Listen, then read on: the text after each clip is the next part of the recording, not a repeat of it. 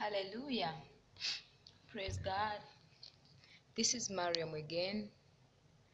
Um, I hope you will hear my voice. I know I've taken like a full week without uploading on another video. So today I've come to talk about my childhood, like how I grew up. Um,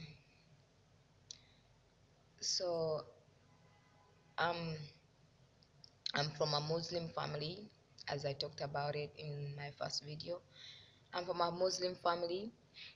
My father was a Muslim. My mom was a Christian. She was a Muslim, but then after she became a Christian. So I grew up knowing that she was a Christian. So uh, um, so I started schooling when with my mom. I was staying with my mom, but my dad used to come at home and see us because he was a polygamous man, so he had other wives that I didn't know at that time. So at the age of um, at the age of 5 years, he wanted to take me to his home. My dad wanted to take me to his home. My mom took me away from where we were staying, and she took me to her sister. So I stayed with her sister for like 2 years, but her sister wasn't like a good person because I went to her sister with some clothes that I had to put on pajamas for the night, like night dresses. So she would remove them. She would take them away from me and give them to her sons because she had two sons. One we were of the same age, another one was older than me. I think like 4 years older than me. So she would take away my clothes and she says, "Here, ladies don't put on trousers. Only boys put on trousers." So I felt bad, but I had nothing to do. So she took away my panties, like all the panties I had, pajamas, and other trousers that I had, and she gave them to her son. And she took away my shoes because I had shoes. I had to put on shoes while I was going to school. She took away my shoes and she gave them to her son. So by the time I was going to school, I never had shoes on my foot. I would just go without shoes. So I was before going to my mom's sister. I was a clever girl. Like I was clever in class. I used to be first number one in class. And when I went to her, like when I went in the village to stay with my mom's sister, I I became the last person. Like I became dull and dense. I could not even do anything, even count. Like that's what I remember. I could not count 2 plus 2. I could not add them. I only knew how to write my name, that's all. So my mom would ask her sister for my reports, but she would not give them in because she knew I was performing bad. So after 2 years, my mom came to see me, and when she came to see me, I was really in a bad condition. Like I had the whole face was pale. I had um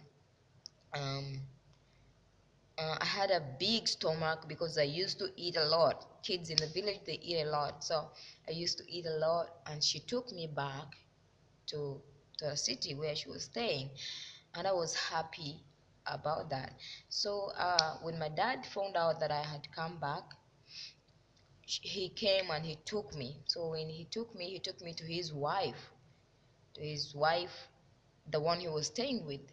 So I found there a bunch of kids, so many people, so many kids, my brothers and my sisters, because in the total number we are 19 kids. 19. So my dad had 6 wives sorry, and 19 kids. So one two of her two of her wives died, and now he has four. By the time he died, he had four. So I stayed with her and my elder sisters, my elder brothers, who didn't know me. They saw me that day, and I also saw them that day. So I stayed there. I started going in a boarding schools from the age, I think from the age of 12. I started being in boarding schools, being there till when I finished, till the age of, I think the age of 19, 18, 19. That's when I stopped being in boarding schools. So there is a time I was kidnapped as a baby. I was I think like 5 years or 4 years. 4 years, I think. My mom would leave me with my older brother, who's really older than me. Like, I think he's 7 years older than me. So I I was staying, my mom left me with him, and she would go work. She would go, there is some market, like they go in those markets to sell stuff, but you stay there for like a week. She would stay there for a week selling clothes, and then, to get money, food for us, and she would leave us at home. At that time, I was I think 4 years, and my brother was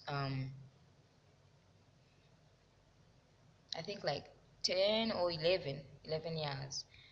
So my brother sent me to fetch water, to get water from the well. I went to get water. For him, he went to play football. So as I was going, I found this tiny tin like this, and I started to play along with it. So one man found me, and he was like, "Can you leave that tin, because it will cut your foot?" And I refused to leave the tin. So the man left, and he went. So after like 30 minutes, he came back, and he found me in the same place where he left me.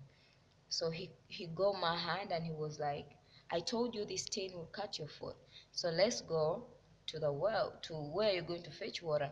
I went with him, and he promised to give me, like, he kept on telling me he will give me sweets, he will give me pancakes, he will give me eggs, he will give me, he's taking me to a borehole, because at that time I didn't know a borehole, but I know um I knew I knew a well, only a well and a tap. So I wanted to see a borehole. He took me, and we passed the well. We continued to go farther. So I told him I have to first fetch water, and he was like, "No,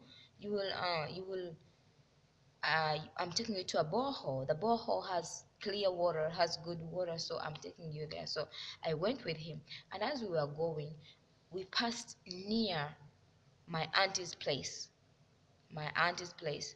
We passed near my auntie's place with that guy, and I didn't even go there to say hi to her or anything. I just went with a guy. So I reached a place I didn't know at all, and the man started to check. It was an incomplete building. So the man started to check around for a safe place.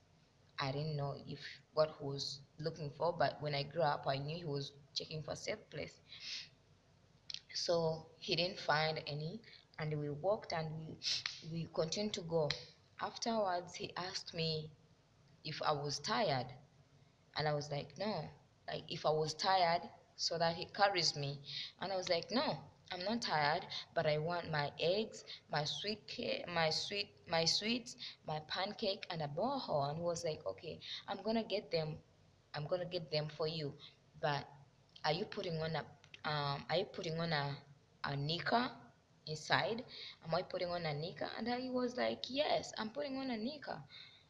And he said, okay. So we continued to go. We entered in some big house. So in that big house, I don't really remember how I escaped from him, but I remember myself running, like alone, running by myself, going uh, crying and going, like I don't even know where I was going, but I was just going, crying and calling three names, saying three names. I was saying mom, dad, and Jesus, because at that time I was staying with my mom and she was a Christian. So she would pray she would pray in our language. She would be saying yesu all the time. Maybe when she's going to fall down, she would say yesu. Like anything bad that happens, she would say yesu, yesu. So I ran calling mom, dad, yesu, that name. So I kept on running, I found because in my country we have roads. We don't really have like highways. We have, but not like many. So I reached at an extent where I had to cross the road, and our roads are like this one is like this, and this there are only two ways, two-way road, but one is like this, one is going like this, another one is like going like this. So at that time, I didn't know how to cross a road, but I just crossed anyway. I just reached at the road and I crossed, and I thank God like there was no any car that was coming. So I crossed the road. I reached another side, and I continued to run while crying and saying, Jesus, mom, dad. So I found these two ladies. It was Saturday, and on Sunday, that's the day my mom was coming back. So I found these two ladies. One lady called me. One lady told me, um, what's wrong with you? And I was like, one man took me from home and he brought me this way. And the lady was like, do you know the man? I was like, yes, I know the man if I see him. So they took me to the police station. When I reached the police station, they asked me everything about myself, about my mom, like myself, what's my name, where do I stay, who's my dad, like everything. And I told them everything. So they took me to home. I reached the place and I told them that's my home. So they took me home. At that time, my brother, he had a red face. He had cried all day because he looked for me without seeing me. He looked for me everywhere he thought I could be. He had cried his eyes out. He he was so tired of looking for me. So I reached home. I it was like we were renting, so we had neighbors. One grandma, one lady who was our landlord at that time. She she got me, and I stayed there. So the police told them never allow her to go to fetch water alone at this age. And the lady was like, okay. So later my brother came back and found me home. So when he found me home, he wanted to beat me, and my grandmother said no. And that grandma, who was our neighbor, um, said no, you can't beat her. So my brother showed me, he gave me food, and he told me not to say a word, not to say any word to anybody, not even mom, that I was kidnapped. So when my mom came back the next day, I didn't say a word because my brother refused me. He told me, if you tell mom, she's going to beat you and beat me as well. So I didn't say anything. So when my mom was coming back, she would come back with a liter of milk, water, um, 10-liter jerrycan of milk. So she gained and she gave her mom, I mean her friend. So her friend was like, okay, congratulations. And she was like, for what? For not, for not killing your kid. She was kidnapped by a man, and later she came back safe. My mom was like, okay. So my mom came back and told me, you didn't tell me about this. What happened? So I told her everything, and she was like, if I was around anyway, I would beat you, but good, I was not around. So I'm glad that's how it ended, and she didn't beat me. And I thank God for everything, because I know he has been there for me. If it wasn't me, I think the three names I called, the two names didn't matter. The two names didn't matter, but the third name that I was calling, Jesus, Jesus, even though I didn't know it at the time, I didn't know it that the name was so helpful. But I know it's the name that saved me. It's the name that helped me out, to cross the road at that age. It's only God who was leading me the way. who was leading my way to reach to those people. The people take me to the police, and then police take me home. So everything, like, it was for God. It was the name that I called. So I just thank God, and I love Jesus. I just ask, like, all of you who are there who don't know about Jesus, please just try to look for him and surrender your life to him, because he's everything that a person, that a man would ever want. So thank you for listening, and thanks for watching my video. You can like and subscribe, and still you can, tell me how to do clear videos, and support me. I'll appreciate it. Thank you. May God bless you and bless your families. Thank you so much.